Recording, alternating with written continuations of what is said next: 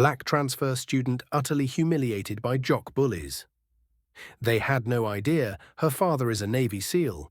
They thought Zoe Jackson was just another timid transfer student, easy to push around, easy to ignore.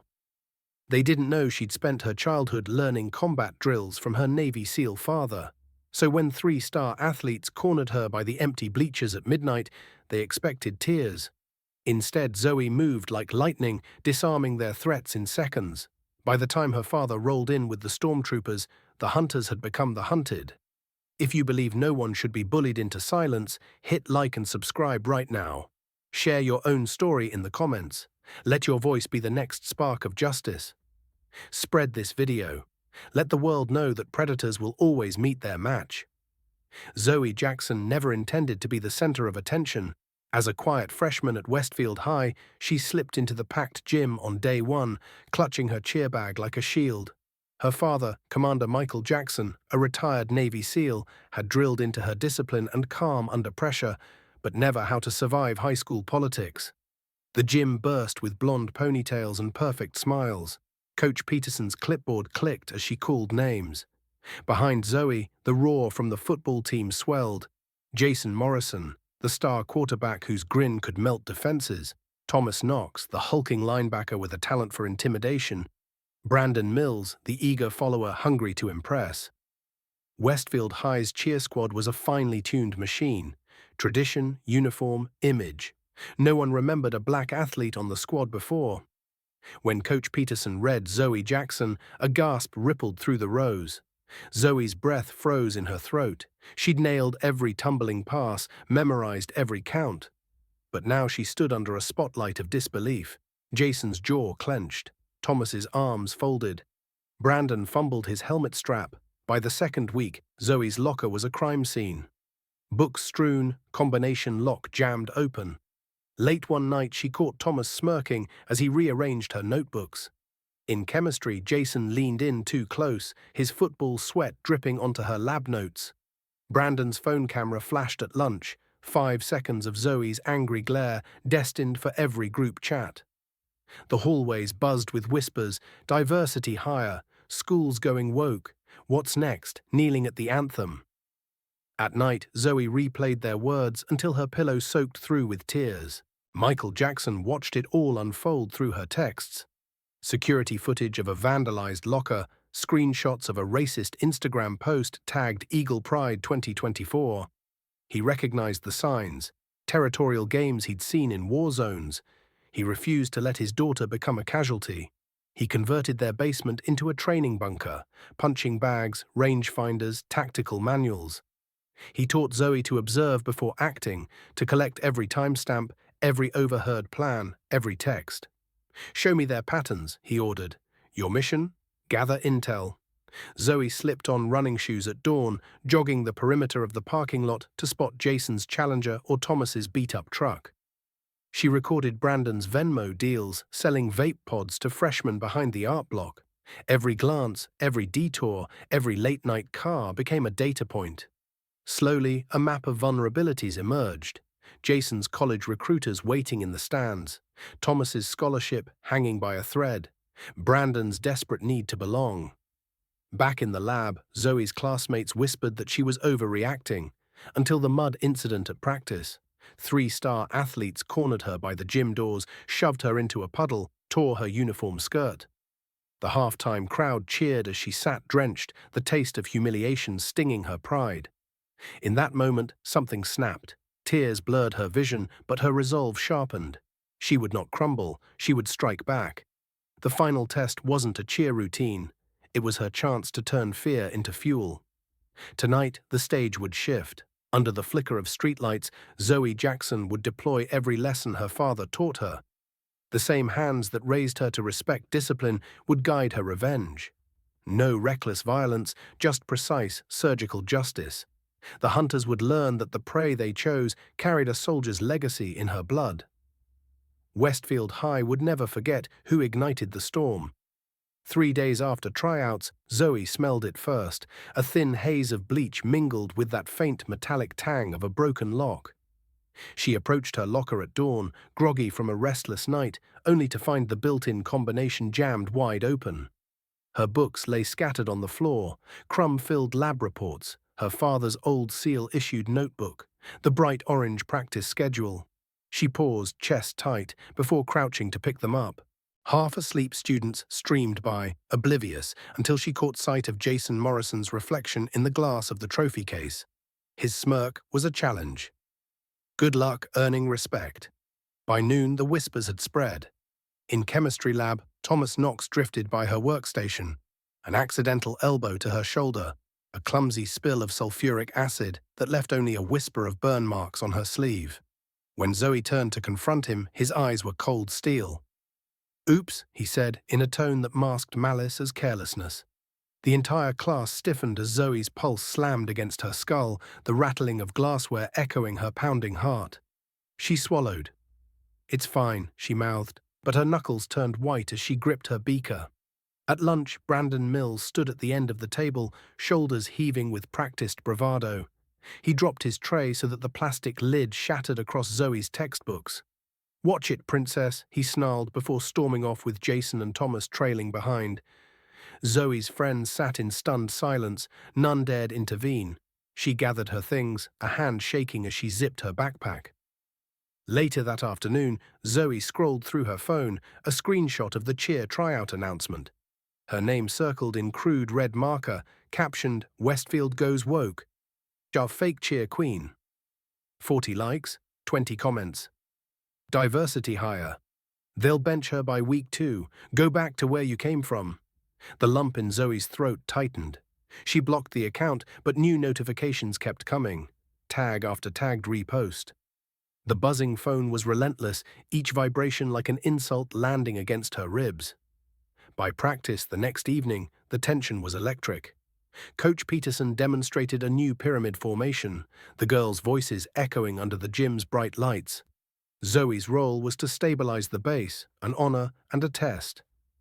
But as she crouched low, Thomas Knox loomed behind her, shifting backward until his cleats dug deep into her calf. "Oops," he whispered, voice clipped. Zoe stumbled, forced to rebalance. Beneath her palms, the spring mat felt suddenly slick, as if conspiring with her shame. When she regained her footing, she met Thomas's eyes. No apology, only triumph. On the third day, someone swapped Zoe's gym bag with another similar duffel. Her practice uniform was stained with paint. Neon yellow streaked across the skirt like a mocking badge. She traced the smear with trembling fingers. The air in the locker room snapped. Every cheerleader froze, sensing the spectacle. Zoe kept her lips pressed together, shoved the bag aside, and found another uniform at the back of the closet. She changed in silence as glances raked her skin. That night, Jason's BMW sat in its usual spot, gleaming under the streetlight. Zoe's father asked for her surveillance log at dinner, and Zoe handed him the printed screenshots. The social media attacks, the knocked-open lock, the tainted uniform. Commander Jackson's eyes darkened. "They're testing you," he said quietly. "Tomorrow they'll up the stakes." Sure enough, Thursday morning arrived with fierce winds. Zoe ducked into the hallway to avoid the always crowded cafeteria. A sudden shove sent her hurtling into a row of lockers. Her palm skidded along cold metal. She looked up to see Thomas Knox on the other side, glaring. "I said move," he snarled. Zoe swallowed around the hot bitterness rising in her throat. "Excuse me?" she managed. The hallway went silent as their classmates watched. Before Thomas could lunge again, Zoe closed the distance, her voice low but steady. "You can't decide where I belong." Thomas's jaw clenched. He backed off, irritation flaring in his eyes. By Friday, the tension had metastasized into outright aggression. Zoe arrived for morning practice to find a banana, peeled at the top, placed squarely on her locker bench, an unspoken slur smeared in the pulp. "Go back to swinging vines." She scooped it off without comment, heart hammering, and tucked it into her bag. Someone had scrawled a racist epithet in permanent marker beside her name. Zoe's breath caught. She closed her locker, slung it shut, and walked through the line as Coach Peterson barked commands.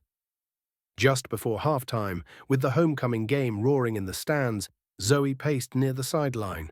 The rain earlier had left a massive puddle at the gym entrance. Jason Morrison, ever the showman, seized the moment. "Watch your step, princess," he called, and shoved Zoe with enough force to send her toppling sideways. Wet concrete swallowed her, cold, ugly, refusal to let go as she lay face down in mud. The stadium erupted in laughter, the camera crews flashed live. Zoe tasted muddy water in her mouth, the sting of tears in her eyes, every fiber of her dignity drenched. She lay there, heart freezing, skin slick with grime, the echo of Jason's laughter ringing in her ears. And at that moment, everything snapped. Zoe felt the full weight of every insult, every shove, every smear. A blazing heat filled her limbs, impatience for justice, fury at injustice. Mud dripped from her hair as she slowly rose, boots sinking, vision narrowing with a singular clarity. She would not be the punchline, she would become the force they never saw coming. The whistle blew. Practice ended, but this battle was only beginning. Zoe Jackson, drenched in humiliation, wiped mud from her face and quietly walked off that field. Every bruise, every humiliation etched into her resolve. The war had been declared, and the attack would come next. The moment Zoe Jackson sat drenched in that muddy puddle, something inside her snapped. She felt the icy gravel against her palms and tasted the acrid sting of humiliation. But behind it all rose a fierce calm, an absolute refusal to remain a victim. As she hauled herself upright, each breath came sharp and steady, her heartbeat echoing like a war drum. She reached into her pocket and extracted her phone. A text from her father lit the screen, simple yet urgent. "All your intel tonight. We move at dawn." At home, the basement bunker glowed under bare bulbs. Commander Michael Jackson, retired Navy SEAL, laid out 3 manila folders on the workbench. Zoe traced her finger over the first, Phase 1, Jason Morrison. The folder contained week-long surveillance logs. Jason's black Challenger always parked in spot 47 at exactly 7:47 a.m. His routine coffee stop at the diner, the exact time his recruiter called. Zoe absorbed every detail as her father demonstrated the plan. Phase 1, neutralize the leader, undercover raid, anonymously tip campus security about suspicious pills in Jason's vehicle, plant a sealed prescription bottle beneath the passenger seat. Just visible, just incriminating. By the time practice begins, his arrest will be underway, and his golden boy reputation shattered. Zoe exhaled, recalling the tremor in Jason's grin when he shoved her first week. The plan felt surgical, swift, precise, utterly irreversible. She packed the folder into her backpack, adding a small vial of expired sedatives from her family's first aid stash. Next, she opened Phase 2, Thomas Knox. Commander Jackson tapped the second folder, Phase 2, expose the enforcer, video reconnaissance behind chemistry labs. Thomas openly selling vape cartridges to freshmen, recorded on hidden GoPro, compiled timestamps and screenshots, then leaked to the vice principal and local news outlets. Ensure he's suspended and investigated for distributing nicotine to minors, risking his scholarship. Zoe's pulse quickened as she remembered crouching behind a dumpster, heart pounding, camera lens trained on Thomas's furtive exchange of cash. The footage was raw and undeniable, Thomas's own words condemning him. She filed the memory under justice served. Finally, Commander Jackson slid out the third folder. Phase 3, Brandon Mills. Phase 3, break the follower. Forge credible whistleblower identity to approach Brandon's closest friends with fabricated evidence that Zoe orchestrated the first 2 takedowns. Watch as Brandon's paranoia grows, his loyalty to Jason and Thomas crumbles under pressure. Record his confession when he confronts Zoe at night. Proof of conspiracy and threat to her safety. Zoe clenched her fist, imagining Brandon's panic, his desperate scramble to grasp who really pulled the strings. Commander Jackson's steel blue gaze met hers. In warfare, the follower is the weakest link. Once he cracks, the entire chain falls. As Zoe pored over the timelines and contact lists, the bunker seemed to constrict around her resolve. She mapped each target's vulnerabilities on a whiteboard. Jason's college recruiter email, Thomas's vaping revenue traced through payment apps, Brandon's fear of social exile. She labeled each with a timestamp. Underline, no collateral damage. Underline, no regrets. That night, Zoe slept with the plan humming in her veins. Dawn drive, slip into the parking lot, plant the evidence in Jason's car. Midday, leak, send Thomas's vape footage to the student newspaper. Evening ambush, feign weakness, draw Brandon into a raw confrontation by the darkened bleachers, and film his confession. She awoke before sunrise, the air cool and silent, and slipped into her jacket. Commander Jackson met her at the driveway, handing over a small surveillance recorder. They exchanged a nod, no fear, just focus. As Zoe slid behind the wheel of her old sedan, she rehearsed her breathing. In 4 seconds, out 4 seconds. Steady. By 6:15 a.m., Zoe was crouched behind a hedge next to Jason's Challenger. Her gloved hand hesitated on the driver's door before she clicked it open, placed the bottle low on the floorboard, and closed the door silently. Within minutes, campus security cars would sweep in. She melted back into the shadows. No witness, perfect execution. At noon, the school newspaper published Leak Thomas Knox's secret side hustle.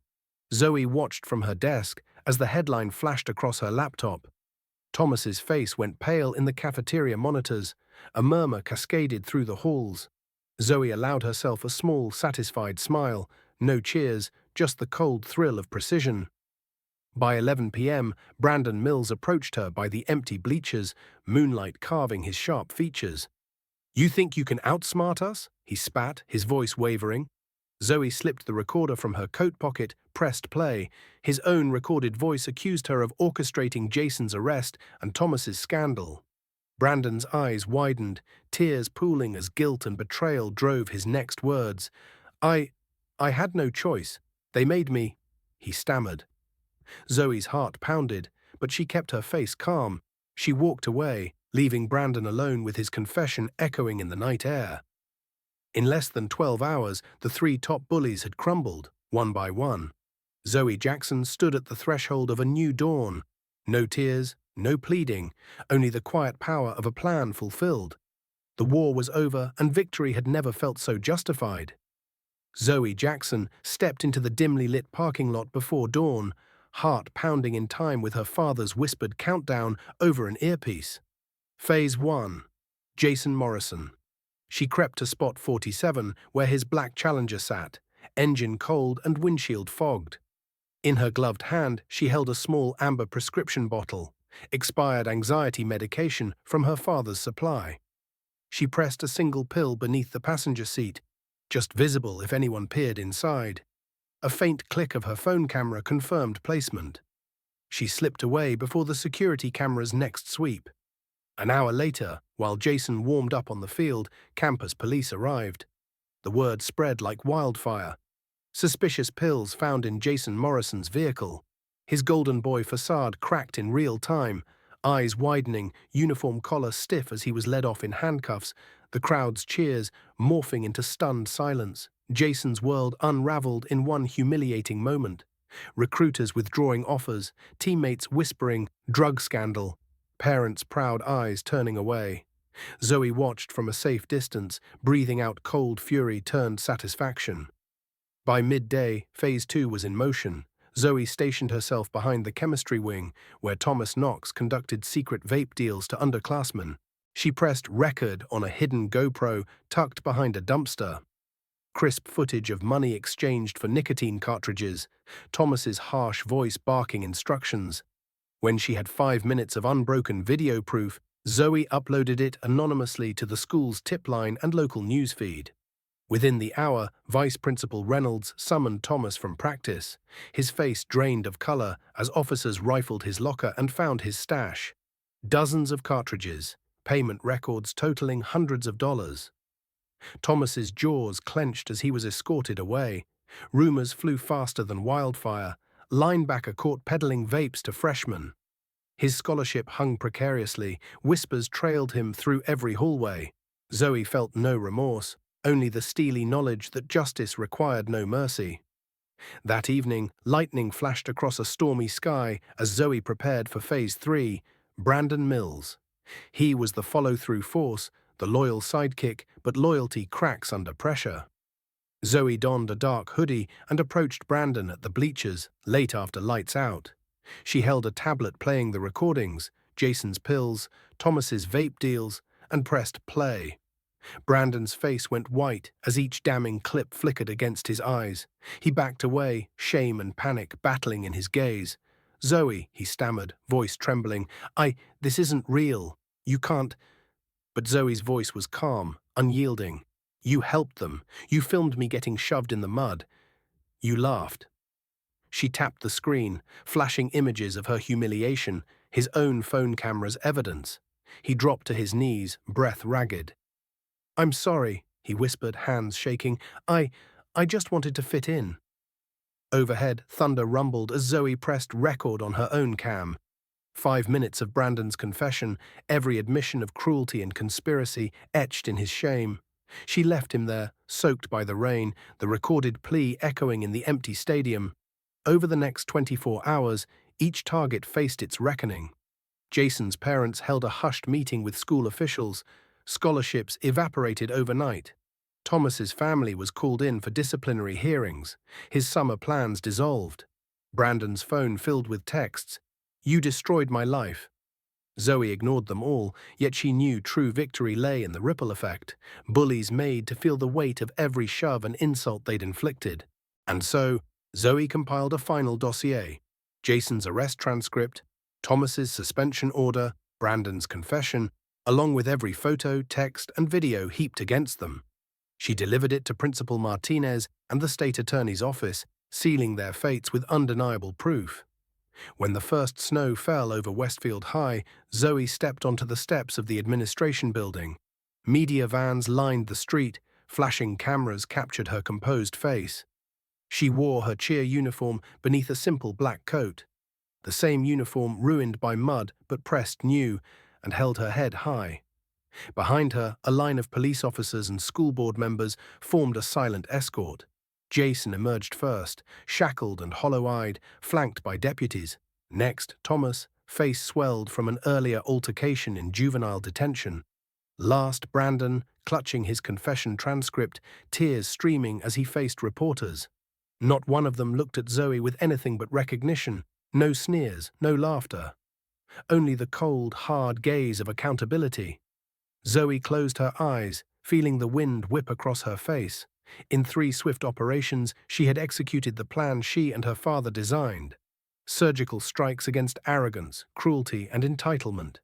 There had been no theatrics, no needless violence, only precise, merciless truth. As the press conference began, Zoe waited quietly. When the principal introduced her as the whistleblower who saved the school from a culture of terror, applause erupted. It wasn't the cheers of a football stadium, but it was genuine. Acknowledgement of courage, of justice served. Standing there, Zoe felt a strange lightness, as if every insult, every shove, every smeared uniform had finally been washed away. In her pocket, her father's text blinked. Mission accomplished. She glanced at the 3 former tormentors, now humbled and broken by their own misdeeds. For them, the road ahead would be long and haunted. For Zoe, the next chapter opened wide. No longer a victim, she had become the architect of her own redemption, and a warning to anyone who dared to mistake silence for weakness.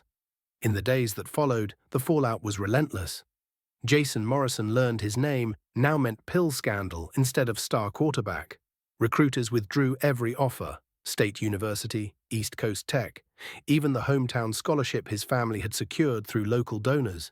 He wandered the hallways like a ghost, unclaimed jersey draped over his frame. At the disciplinary hearing, cameras captured the moment his father refused to meet his eyes. 4 years suspension, mandatory counseling.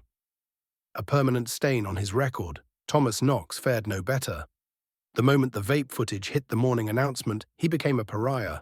His locker was graffitied with dealer in bright red marker. Whispers trailed him through every classroom as he was escorted to juvenile court. 3 years of probation, community service at the youth center he once terrorized, and forced enrollment in an anti-addiction program he had once mocked. Brandon Mills, the reluctant conspirator, felt the weight of final judgment most keenly. His tearful confession video went viral among alumni and local news outlets. He lost his spot on the soccer team, his part-time job, even invitations to prom vanished. Classmates crossed the street to avoid him. 18 months of restorative justice circles and 1,000 hours of volunteer work at the crisis hotline would be his path to redemption. Meanwhile, Westfield High transformed overnight. The cheer squad, once a pillar of exclusivity, welcomed a new diversity council. School assemblies replaced pep rallies with empathy workshops. Commander Michael Jackson stood on the bleachers, arms folded, watching Zoe Jackson, no longer that quiet girl, address the student body as co-president. Her uniform skirt bore no mud now, only a small silver pin. The seal anchor, a silent testament to her resilience. Parents lined up for meetings with the new Student Safety Board. Teachers walked hallways patrolled by anonymous reporting apps.